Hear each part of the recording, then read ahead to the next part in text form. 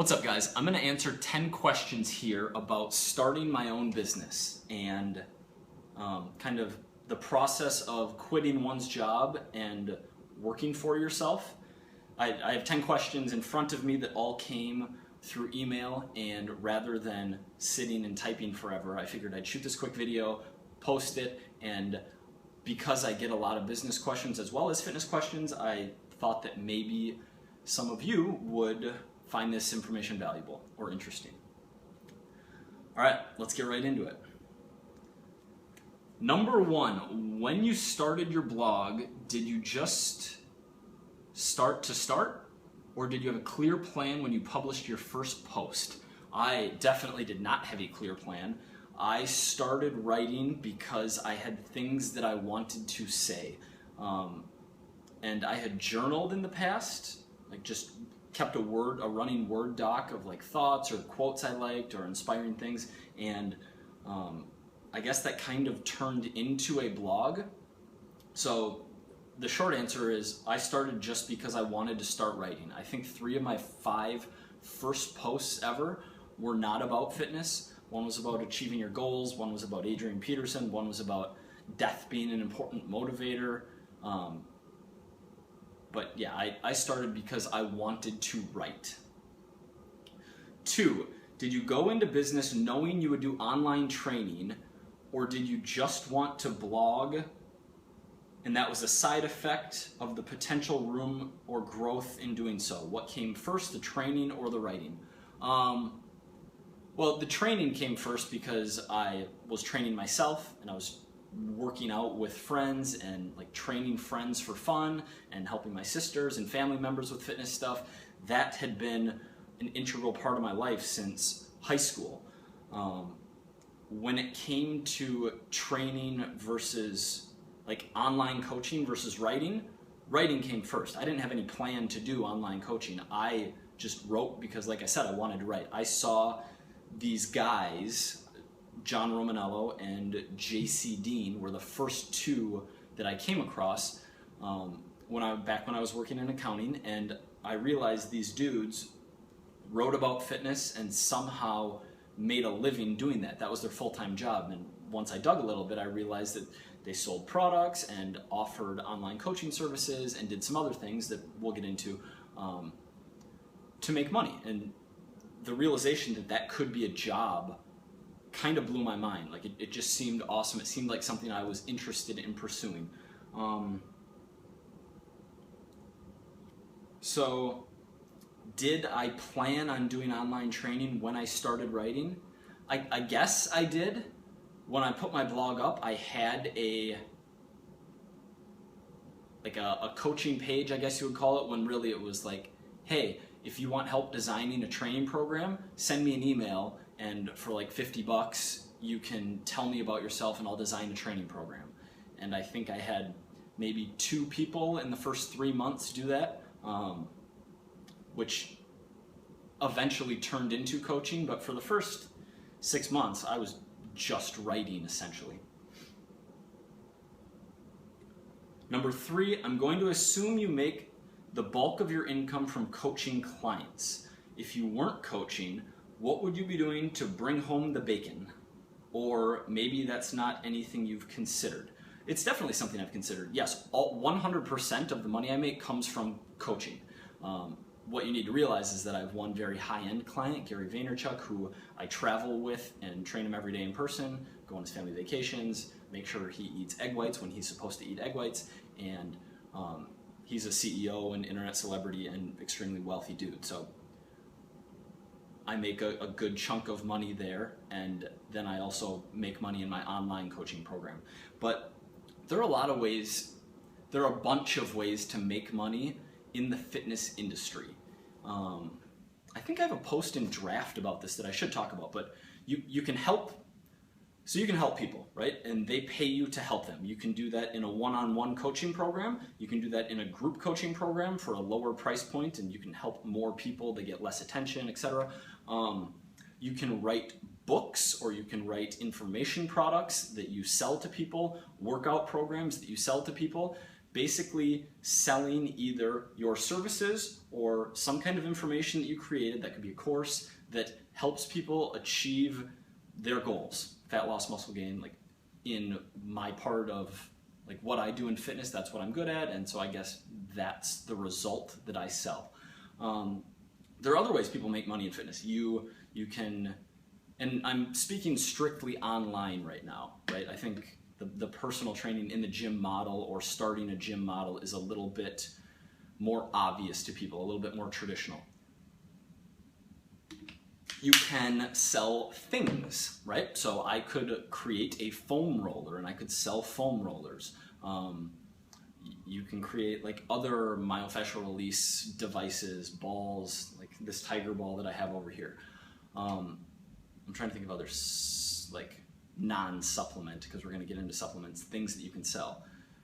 Like any kind of equipment, right? You can manufacture, I could make on the regimen approved adjustable dumbbells that are different because they have a cool feature, which I don't know what that is, which is why I'm not selling adjustable dumbbells. But if I had some brilliant idea and wanted to sell adjustable dumbbells like that, I could do that and I could make money doing that. Any other kind of equipment, right? Or you can sell supplements, which is probably the area in the fitness industry where the most money is made. And that is because they are generally very high margin, depending on who you're buying from and what kind of ingredients are going into those supplements. And there are obviously reputable companies, but there are also a lot of very shady companies out there that are selling things that may not, what you're buying doesn't match exactly what's on the label, or the label has a proprietary blend. So even though a specific ingredient is listed, you're not getting very much of that ingredient in the blend, and you're getting a lot of filler, a lot of other cheap raw material that isn't really helping you, that isn't necessarily unhealthy or bad for you, but it isn't progressing you towards your goals. I don't know that I will ever sell supplements. If I do, it would be because I believed that what I was selling was worth selling, would actually help people. And a lot of things do actually help people, right? Whey protein, I recommend a lot of supplements, right? I recommend a lot of people take vitamin D. I recommend whey protein to supplement your protein. I like branched chain amino acids before a fasted training session. So I am definitely not against supplements, and I'm for doing supplements honestly and with integrity and putting good ingredients in those supplements. But I don't know if I will do it, partly just because it seems like a lot of work, and it seems like, that sounds so lazy, but it seems like a lot of work that I don't want to be doing. I like writing, and I like communicating with people about problems. Like, those are the things that I think that I'm good at and that I enjoy doing. And when you find that intersection of things that you like and you're pretty good at, and you're helping people, like, you feel good, you feel like you're fulfilling some kind of purpose, it's a nice place to be. So communicating with coaching clients and creating content, I know I've gotten into the video stuff, but I think personally that I'm better at writing than I am communicating on camera, are the things I like, and those are the things I want to be doing. I would have to spend a lot of time to create a supplement company, and that's just not something I have interest in doing right now. If I wanted to be a millionaire or billionaire, yeah, that's probably the fastest way to go about it in the fitness space, but it just doesn't interest me. How else can you make money in fitness? You can sell things, you can sell services, you can sell information products, you can affiliate market. I'll link in the description a post about affiliate marketing, why I don't do it. I do not think that affiliate marketing is immoral. I think that a lot of people who do affiliate marketing do it in a way that is immoral, but I also think a lot of people affiliate market and do it honestly and say, hey, I'm recommending this product because I think it's a good product and I'm gonna get a commission if you buy this product, and do it. So read the blog post if you're interested in that. Like I said, I don't have any interest in doing affiliate marketing right now. If I all of a sudden had financial burden and needed money, like if I had a sick parent and there was an insurance issue, or if there was like, I don't know, if I lost all my money and had a ton of debt, like affiliate marketing is something that I would have no problem doing if I needed money, but I probably won't unless that happens.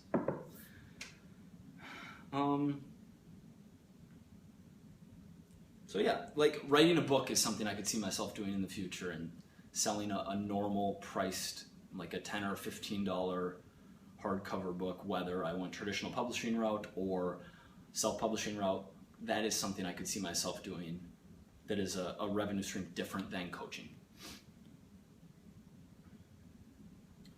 Numero quattro.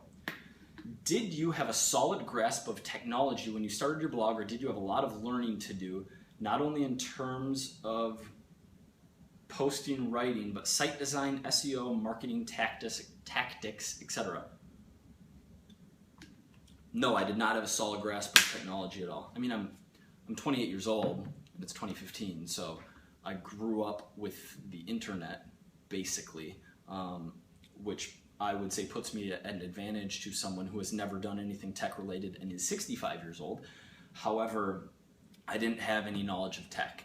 I also was living a very, very cheap lifestyle after I quit my job, and had a decent amount of savings, which I talk about in my post 12 things I learned during my first year as an entrepreneur, which I will link below. But I didn't have a grasp of technology. So a lot of the time I spent was playing around and Googling questions and then figuring out the answers, like how to set up a website domain, and how to, my first site was just a cookie cutter free WordPress template, how to make the ontheregimen.wordpress.com go away and actually just have a .com and buy your own domain. Like, those were things that I had to figure out that were not super difficult, but required my time. Now I have a friend of mine who helps me with tech stuff, so I don't have to deal with it. But at first, yeah, I had very little understanding, and I figured it out as I went, and I don't think it was that difficult. I'm trying to think if there's anything else to say there. I also, something I see a lot is people dragging their feet when it comes to the design of a site, having it be perfect before punting it out to the world. I think that's silly. I think you should, like, there's the whole, oh, if someone comes to your site and it doesn't look professional, they're just gonna leave. Yeah, I agree, but if you don't have a site, no one's coming to your site. If you're not a good writer, you're not good on video, if you don't produce content that people want, no one's gonna come get it. So you have to start making things that add value to other people's lives before you do anything. Worrying about perfect design, if you can't write or you aren't willing to step in front of a camera and start talking about stuff, is just doesn't make any sense. Currently, my website, I did have it professionally designed. I think the first 6 months it was a free cookie cutter site. From like 6 to 12 or 15 months, it was a $99 WordPress template. Like, you get access to better templates essentially. And then close to a year, 15 months to a year and a half in, I had it professionally designed, which I believe cost me $7,000 to do, if that's relevant to you. Number 5. Also, SEO tactics and marketing. I still don't really understand SEO. I think if you produce really good stuff and people want to read it and want to share it, Google's going to recognize that. Now, I'm probably missing out on traffic to the website by not optimizing my SEO, and by not optimizing, I mean really not paying attention to it at all. But right now, what has worked for me is creating very good content. Number 5, what is the most challenging aspect of what you do in terms of technology? Nothing. Now I'm at the point where I have help with video editing, I have help with design, like the equals and alternatives cards that go on Instagram. I don't make those myself. Nothing in my tech life is difficult. And those things wouldn't be difficult, they would just be tedious. And I shouldn't say that. Like the really high quality video editing stuff, I couldn't do that. And a lot of the design stuff, I couldn't do either. But I couldn't do it as well as it's being done now. I could do it, it just wouldn't be as good, and it would take me a lot of time because it's not my skill set and I'm inefficient at it, and it would take time away from writing and shooting videos and creating content and I guess potentially interacting with coaching clients, which is all I want to be doing. Create stuff, help people. I want all the rest taken care of by either automation or hiring contractors or employees or whatever. So right now, I literally do nothing challenging in terms of technology. Number 6, since this is obviously a big concern of mine, I'm curious if you don't mind me asking, do you have health insurance through the marketplace, assuming you have health coverage? Yeah, when I turned 26 and got off my parents' health insurance, I got some kind of health insurance. I don't remember what it was at the time. Now I have insurance through Oscar is the name of the company. And yeah, I don't know how much you want to talk about insurance here, but insurance is negative EV, right? Meaning the expected, like you're paying a small amount to hedge against having to pay for some catastrophic event.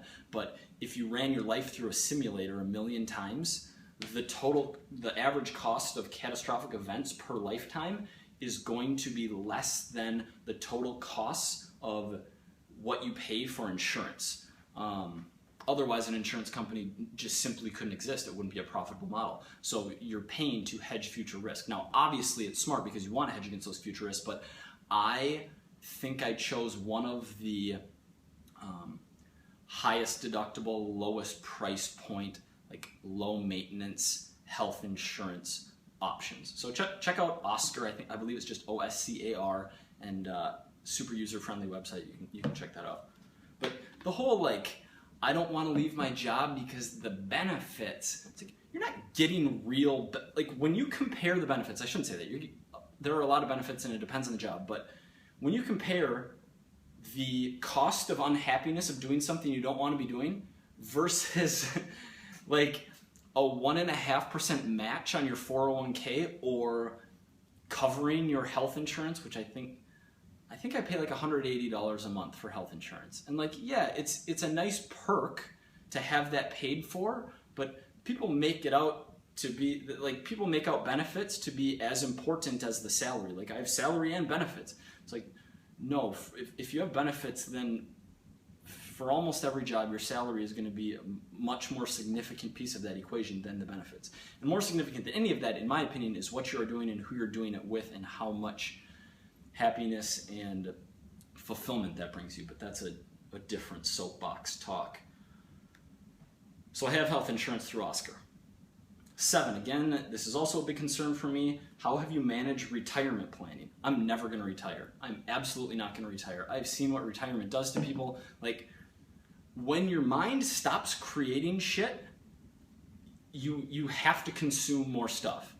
That's it. That's you're either building something and doing something and creating, or you're consuming. And I've seen what's out there. I've seen all the clickbait. I've seen Fox News. I've seen everything that people consume, particularly in their older age, and I want nothing to do with that. The most successful retirements I see are old dudes, and some women, but I'm thinking specifically of a couple people, and they're men, and they spend their time doing physical activity. And I don't just mean lifting weights and going on walks and playing golf, but I also mean yard work and doing handyman projects and just doing things. And the traditional model of save up, give away all your time, and make enough money to enjoy retirement when you're at an age where you might have some good health left, but you're definitely not in the prime of your health, doesn't make any sense to me.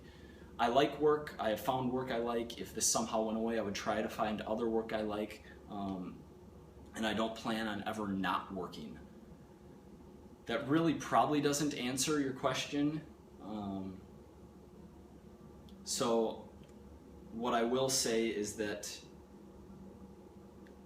I'm trying to figure out if I need to have a filter, because I don't talk about these kinds of things ever, but I don't have any reason to keep any of this private from you guys. I did have a 401k when I was working at a company, and that 401k still exists, but I don't contribute to that 401k anymore. What the heck do I have? Did I have another 401k? Like, I invest my money in the markets, and I invest not in individual stocks, but most of it is diversified in various indexes, whether that be in the US or outside of the US. I own some metals. I own like a very diversified portfolio. If you actually, my investment strategy is very similar to what is laid out in this book. If I was an affiliate marketer, I would put an Amazon link in the description and tell you to buy it so I made a commission. But that just doesn't interest me. So Tony Robbins, like self-help guru, I actually really like his self-help stuff. The book is excellent. There's a lot of Bridgewater philosophies built in there. He interviews Ray Dalio, which is, I believe, the largest hedge fund in the world, about how to optimally set up an individual's portfolio. But yeah, read that book, and that's pretty similar to what I do. I also think that living below your means and just not spending a ton of money, right? Like, I wear t-shirts every single day of my life. I don't need stuff. I don't need this. I don't own a car. None of that really interests me. The combination of working hard and not needing stuff or spending a lot of money is going to have you in a pretty comfortable position given X years of doing that.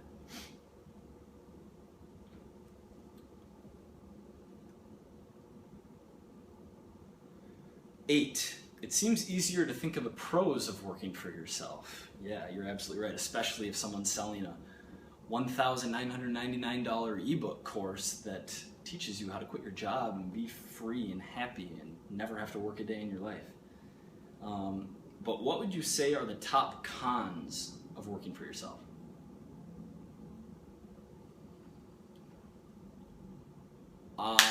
One of them is definitely, like, you need to have some level of self-motivation. And whether that comes, I don't know if I'm making this up or if this is an actual concept, but like push versus pull motivation, meaning I'm chasing this goal because I really want it. I really want to help X people, X 100,000 people, X million people with fitness stuff. I really want this much traffic on my blog. I really want whatever the goal is, working towards it, versus having a boss, having someone, like, not being motivated out of fear. It could be fear, being motivated out of fear, being motivated out of a desire to impress that person, which I'm not trying to make sound like a bad thing, because that can be an effective form of motivation. I've actually done a good job, partly consciously, partly because it just happened, of seeking out mentor-type figures, just people who I really, really respect, and working for them or close with them in some capacity so that their opinion of my work matters to me. John Romanello and Gary Vaynerchuk specifically. And that has been something that helps motivate me. Because one of the cons is definitely that I can lay on that couch right there and not do anything and like watch TV or throw on YouTube videos, like basically just not having someone pushing me. But I guess that's kind of the way I found a way around it, is having someone there to push me in a sense, even if not directly. Other cons. It's really hard for me to answer this question because I disliked working for someone else so much. I just felt so stifled and inefficient, not even with the type of work, but with scheduling. Like, having to be in a certain place from 8 to 6 or 8 to 8 over time isn't going to yield nearly as much output as if I were to build my own schedule, even just within a day. Even if it's get up at 5, crush coffee, and crush a certain type of work from 5 to 9, get a 10 a.m. workout in, get a half-hour nap at noon, go for a walk, crush work from 2 to 5 p.m., do something, whatever, meditate. It's not like I'm just kind of making up a schedule that I have followed before in my life, but doing that is going to yield so much greater output in a single day than sitting in a chair wearing these clothes that are uncomfortable that I don't want to be wearing, like having to go eat lunch at 11:45. I'm intermittent fasting. I don't want to eat lunch until 3 o'clock. But if you don't go eat lunch with the team's going to judge you, and like there's going to be shit talking going on, and the boss sees that as like a negative thing if you're not eating lunch with the team. And is everything okay? Is something wrong? Blah blah blah. It's like that. I just got lost in that rant. So I guess it seems what just happened is I started listing one of the major pros, which is the ability to set my own schedule. I can't think of any other cons because this is just so much, like such a better fit for me. Are you hiring? Half joking, haha. No, I'm not right now. Any advice for me? Resources, people to talk to, suggestions on where to start. I have all the motivation and work ethic in the world, but it's not getting me anywhere without a plan. Resources. I feel like such a fanboy with the amount of Gary V-ism I am displaying. I can't find it. I know I have his books. Oh, they're both in this pile that is keeping my tripod in the right spot. Crush It and Jab, Jab, Jab, Right Hook are both really good books. The first thing, you need to have your personal finance in order, so you need to have X dollars saved up that you're comfortable spending.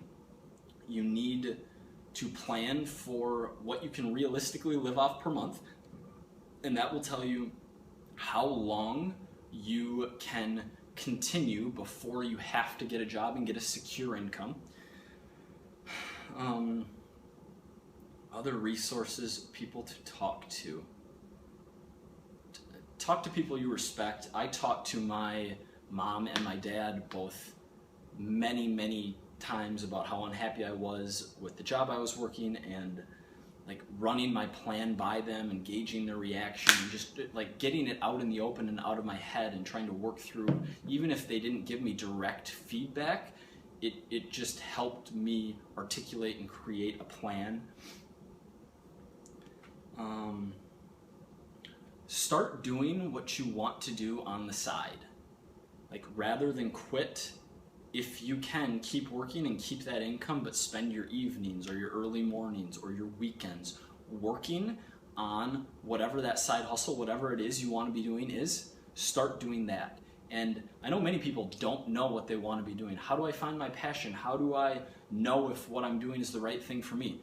Just start doing something. Like, if you have an inclination about it, try it, start it, get your feet wet, do a little bit of it, see how you like it, and go from there. And maybe that'll morph into something else. Maybe you'll figure out you don't like it. Maybe you'll end up loving it. But sitting and thinking and trying to plan a perfect scenario isn't going to work. You got to jump in and start trying it and adjust from there. But whatever that thing is, if you are fairly conservative, or you need that paycheck, or it might just be good advice in general because it will decrease the stress associated with not having an income. Doing the thing on the side in your spare time is probably a better place to start than quitting your job outright. Okay, that's all 10 questions. If you guys, I'd be happy to keep jamming a little bit in the comment section below on the YouTube video, so if you want to keep talking about some of this stuff, I'm happy to help. Otherwise, thank you for watching / listening. Remember, your body is still counting macros. Alright, see you guys.